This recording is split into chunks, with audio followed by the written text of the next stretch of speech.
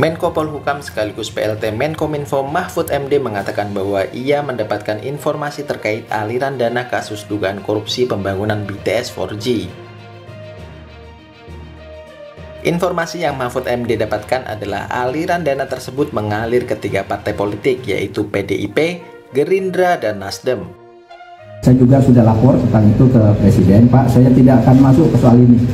Ini pembuktiannya akan rumit dan mungkin menimbulkan kerumitan politik. Oleh sebab itu, saya persilahkan kejaksaan atau KPK kalau itu di luar angka-angka yang sudah konkret untuk menyelidiki. Hal itu diungkapkan langsung oleh Mahfud MD ketika wartawan menanyakan isu tentang nama-nama partai politik yang terseret dalam kasus korupsi tersebut. Mahfud MD mengatakan sudah melapor ke Presiden terkait informasi aliran dana ke partai politik tersebut.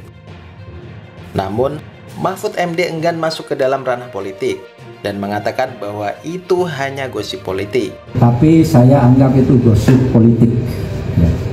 Gosip politik. Proyek pembangunan menara BTS 4G itu diduga dikorupsi dan melibatkan Menkominfo nonaktif Johnny G. Plate. Mahfud MD mengatakan proyek tersebut sudah berjalan sejak tahun 2006 dan baru pada tahun anggaran 2020 proyek tersebut menemui masalah. Mahfud MD mengungkapkan ketika dana tersebut hendak dipertanggungjawabkan pada Desember 2021, ditemukan fakta bahwa tidak ada pembangunan menara BTS yang sudah dianggarkan.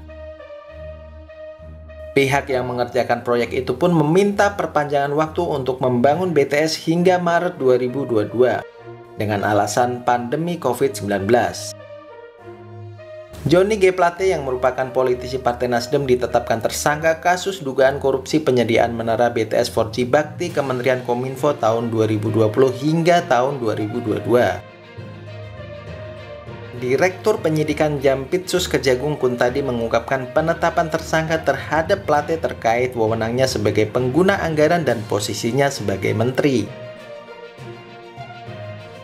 Dalam perkara ini, kerugian yang dihitung BPKP ditaksir mencapai 8,03 triliun rupiah. Sementara, dana yang digulirkan untuk mendanai proyek ini mencapai 10 triliun. Tampaknya Mahfud MD enggan untuk masuk ke ranah politik, padahal jika ada laporan sekecil apapun seharusnya diselidiki untuk mengetahui benar atau tidaknya informasi tersebut.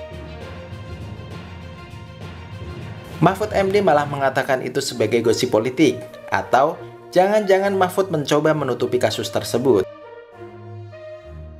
Jangan sampai aparat penegak hukum tebang pilih dalam menangani kasus korupsi tersebut. Kita serahkan saja semuanya kepada yang berwenang. Semoga kasus korupsi seperti ini tidak terulang kembali.